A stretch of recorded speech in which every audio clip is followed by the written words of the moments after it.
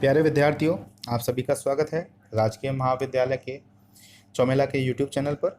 मैं विवेक शर्मा, सहायक आचार्य समाजशास्त्र।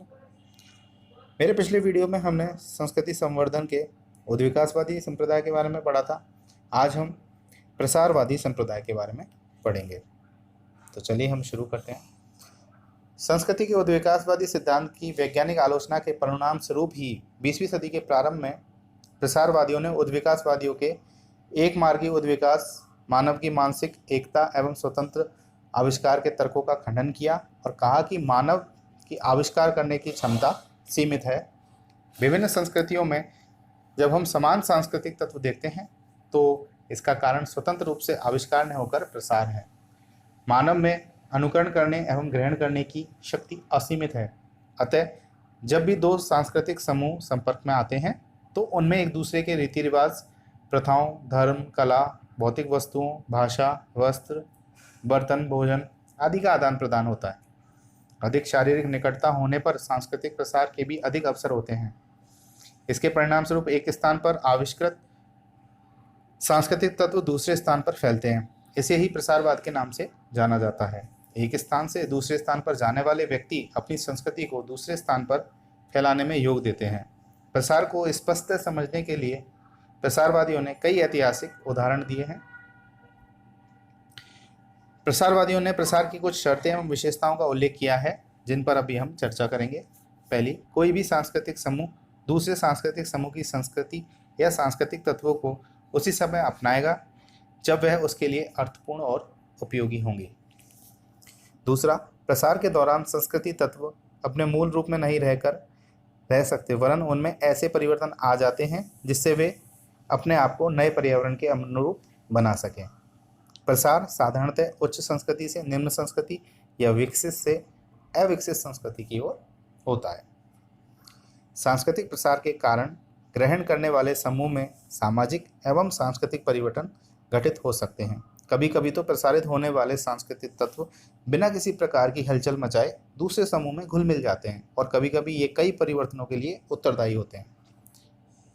सांस्कृतिक प्रसार में कुछ बाधाएं भी हैं, जैसे यातायात एवं संचार का अभाव, समुद्र, रेगिस्तान, पहाड़, दलदल एवं संपर्क का अभाव आदि। इस प्रकार प्रसारवाद के जन्मदाताओं ने सांस्कृतिक परिवर्तन एवं परिवर्तन को एक नया मोड़ दिया। प्रश्न उठता है कि वह कौन सा स्थान है जहां से सभी स्थानों पर सांस्कृतिक प्रसार हुआ। दूसरे शब्दों में, प्रसार के केंद्र कौन से हैं।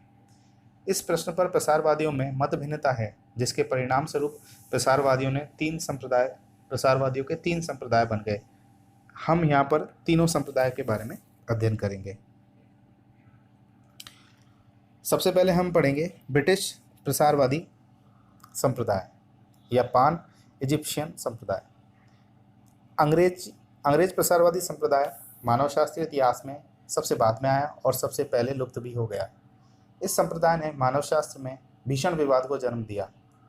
एलियट स्मिथ इस संप्रदाय के संस्थापक थे और W.J. पेरी इसके समर्थक। स्मिथ केरियो विश्वविद्यालय में शरीर रचना शास्त्र के प्रोफेसर एवं विशेषज्ञ थे। उन्होंने अपने अध्ययन एवं अनुसंधान के दौरान लंबे समय तक मिस्र में निवास किया। आपने प्राचीन इजिप्शियन एवं माइग्रेशन ऑफ अर्ली कल्चर नामक पुस्तकें प्रकाशित की। इन रचनाओं में आपने मिस्र को ही प्राचीन सभ्यता एवं संस्कृति का केंद्र बताया। स्पष्ट है कि वे मिस्र की सभ्यता से बहुत अधिक प्रभावित हुए। अपने अध्ययन के द्वारा उन्होंने यह बताने का प्रयास किया कि भूमध्य सागरीय प्रदेश, अफ्रीका, भारत, इंडोनेशिया, पॉलिनेशिया तथा अमेरिका में ही संस्कृति का प्रसार मिस्र से हुआ है और मिस्र में संस्कृति का जन्म ईसा से लगभग 4000 वर्ष पूर्व हुआ। स्मिथ की मान्यता है कि विश्व की कला तथा हस्तकला, सामाजिक तथा राजनीतिक संगठन, विश्वास एवं संकेतवाद अधिकतर मसाले की सहायता से सड़ने से बचाने की प्रथा से विकसित हुए। मिस्र की संस्कृति का केंद्र स्थल क्यों रहा? मिस्र ही संस्कृति का केंद्र स्थल क्यों रहा? इसका उत्तर यह है कि जिस प्रकार से पेड़ पौधे और जीव जंतु के जन्मने और फलने फूलने के लिए उपयुक्त वातावरण की आवश्यकता होती है, उसी तरह संस्कृति के फलने फूलने के लिए भी अनुकूल पर्यावरण चाहिए और वह पर्यावरण मिस्र में उपलब्ध था। पेरी ने अपनी पुस्तक द चिल्ड्रन ऑफ द सन में इस संप्रदाय का समर्थन किया। उन्होंने कहा कि लोगों में यह विश्वास है कि शासक सूर्य से अवतरित होते हैं, मिस्र की ही देन है। ममीकरण, पिरामिड, स्वर्ण तथा मोतियों को अधिक महत्व देना आदि भी विश्व को मिस्र की सभ्यता की देन है। आपकी मान्यता थी कि मानव जाति की आविष्कार करने की क्षमता लगभग शून्य है। वे स्वतंत्र रूप से आविष्कार होने की बात को भी अस्वीकार करते हैं, वरन मिस्र को ही संस्कृति का उद्गम स्थल मानते हैं। स्मिथ और पेरी ने बताया कि ऑस्ट्रेलिया में प्रचलित टोटमवाद, कंबोडिया और अमेरिका इंडियन जातियों में प्रचलित पिरामिड निर्माण कला भी मिस्र से ही वहां प्रसारित हुई है। अफ्रीका में यह प्रथा है कि अनुष्ठानों में प्रयोग के लिए राजा की जांघ की हड्डी को सुरक्षित रखा जाता है। स्मिथ इसे मिस्र के मम्मीकरण का प्रसार मानते हैं। पत्थरों से स्मारक बनाना भी विश्व को मिस्र की ही देन है। पेरी मिस्र वासियों को सूर्यपुत्र कहकर पुकारते हैं और उन्हें ही समस्त उच्च संस्कृतियों के जनक मानते हैं। इस संप्रदाय के लोगों ने मिस्र को ही सभ्यता का उद्गम स्थल माना है, अतः इसे पान इजिप्शियन संप्रदाय भी कहते हैं। जर्मन प्रसारवादी या सांस्कृतिक ऐतिहासिक संप्रदाय। जर्मन ऑस्ट्रेलियन संप्रदाय का दृष्टिकोण अधिक तर्कपूर्ण एवं परिष्कृत है। इन्होंने उद्विकास और प्रसार दोनों का मिश्रण किया। इसके अगुवा फादर शिमिट हैं तथा समर्थक एंकरमैन, ग्रेवनर, फाय आदि प्रमुख हैं। इस संप्रदाय को कल्चर क्रीज संप्रदाय भी कहते हैं, जिसका अर्थ है सांस्कृतिक चक्र या सांस्कृतिक घेरा। इन लोगों की मान्यता है कि प्रत्येक संस्कृति के प्रसार का एक घेरा होता है और हम ऐतिहासिक प्रमाणों के आधार पर इस घेरे को ज्ञात कर सकते हैं। ब्रिटिश प्रसारवादियों की तरह जर्मन प्रसारवादी किसी एक ही स्थान को संस्कृति का उद्गम स्थान नहीं मानते, वरन उनकी मान्यता है कि भिन्न भिन्न स्थानों पर संस्कृति का जन्म हुआ है और फिर दूसरे स्थान पर प्रसार हुआ। इस प्रकार से इस संप्रदाय के लोग उद्विकास एवं प्रसार दोनों को ही स्वीकार करते हैं। समय समय पर विभिन्न स्थानों पर संस्कृति के तत्वों का जन्म होता रहा और वे दूसरे स्थानों पर फैलते रहे। यदि हम सांस्कृतिक तत्वों के इतिहास को ज्ञात करें तो यह स्पष्ट हो जाएगा कि उनका उद्गम कहाँ हुआ है और वे किस स्थान से होकर प्रसारित हुए हैं। चूँकि यह संप्रदाय सांस्कृतिक तत्वों के इतिहास को ज्ञात करने पर जोर देता है, इसलिए उसे ऐतिहासिक प्रसारवादी संप्रदाय भी कहते हैं। ग्रेवनर ने प्रसार को ज्ञात करने की दो विधियों का उल्लेख किया है, एक स्वरूप और द्वितीय संख्या। जब कभी भी हमें दो सांस्कृतिक समूहों में सांस्कृतिक तत्वों की समानता दिखाई दे तो हमें यह ज्ञात करना चाहिए कि उनके स्वरूप एवं संख्या में कितनी समानता है। इसी आधार पर हम यह ज्ञात कर सकेंगे कि प्रसार हुआ है या नहीं। जहाँ जितनी अधिक समानताएं पाई जाएंगी, प्रसार की उतनी ही अधिक संभावना होगी। इस सिद्धांत की सबसे बड़ी कमजोरी यह है कि यह सिद्धांत हमें प्रसार क्या है का ज्ञान कराता है, किंतु यह नहीं बताता कि प्रसार क्यों होता है। अमेरिकन प्रसारवादी संप्रदाय। इस संप्रदाय के प्रमुख नेता अमेरिका के मानवशास्त्री फ्रेंच बोआस तथा विस्लर हैं। उन्होंने सांस्कृतिक प्रसार क्यों होता है को प्रकट करने का प्रयत्न किया और जर्मन प्रसारवादियों की कमी को दूर किया।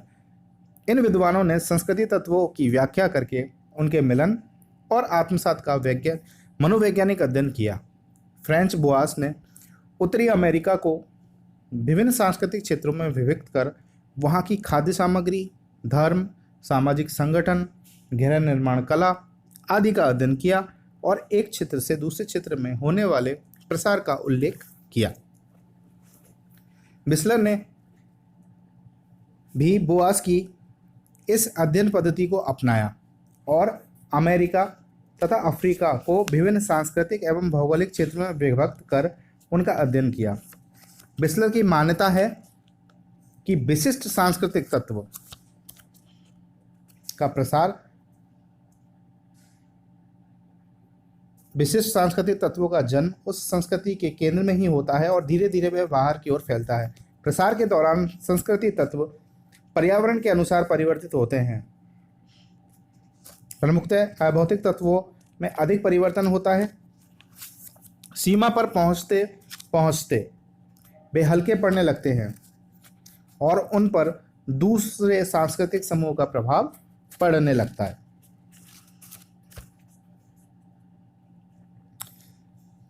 सीमा पर पहुंचते हुए हल्के पड़ने लगते हैं और उन पर दूसरे सांस्कृतिक समूह का प्रभाव पड़ने लगता है। जहां दो सांस्कृतिक समूह की सीमाएं मिलती हैं वहां दोनों ही संस्कृति तत्वों का मिश्रण देखा जा सकता है। ऐसे क्षेत्रों को विस्लर सीमा संस्कृति क्षेत्र कहते हैं। विस्लर की मान्यता है कि पहाड़, दलदल, समुद्र, रेगिस्तान, घने जंगल आदि सांस्कृतिक प्रसार में बाधा उत्पन्न करते हैं। उद्विकासवादियों एवं प्रसारवादियों ने सांस्कृतिक तत्वों के ऐतिहासिक अध्ययन पर बल दिया। इसके विपरीत एकीकरण या संगठनवादियों ने सांस्कृतिक तत्वों के प्रकार पर जोर दिया। एकीकरणवादियों का मत है कि संस्कृति के प्रत्येक तत्व का कोई न कोई प्रकार अवश्य होता है और अन्य सांस्कृतिक तत्वों से भी उसका संबंध होता है। इसी कारण उस तत्व का संस्कृति में अस्तित्व पाया जाता है। सांस्कृतिक तत्वों के प्रकार्य के कारण ही वे परस्पर संगठित या एकीकृत हो पाते हैं। इसे ही हम सांस्कृतिक संगठन या एकीकरण कहते हैं। जिस प्रकार से शरीर के अंगों का एकीकरण होता है, ठीक उसी प्रकार से संस्कृति के तत्वों का एकीकरण न होकर कुछ शिथिल होता है। प्राणीशास्त्रीय एवं सांस्कृतिक एकीकरण में भेद को बताते हुए क्रोबर कहते हैं कि सांस्कृतिक एकीकरण या मानवीय सामाजिक एकीकरण कुछ लचीला या ढीला होता है। यह विभिन्न अंगों, अधिकतर भीतर की ओर प्रभावित होने वाले अंगों को कार्य के लिए उचित बनाने के लिए व्यवस्थापन है। प्रश्न यह है कि संस्कृति में यह संगठन कैसे बना रहता है। इसका प्रत्युत्तर विभिन्न संप्रदाय के लोगों ने अलग अलग दिया है। इसमें से प्रमुख संप्रदाय हैं प्रकारवादी, समरूपणात्मक तथा लयात्मक संप्रदाय। तो आज हमने प्रसारवादी संप्रदाय का विस्तृत अध्ययन किया। मैं उम्मीद करता हूं कि आपको ये अच्छे से समझ में आया होगा। मेरा वीडियो अंत तक देखने के लिए धन्यवाद।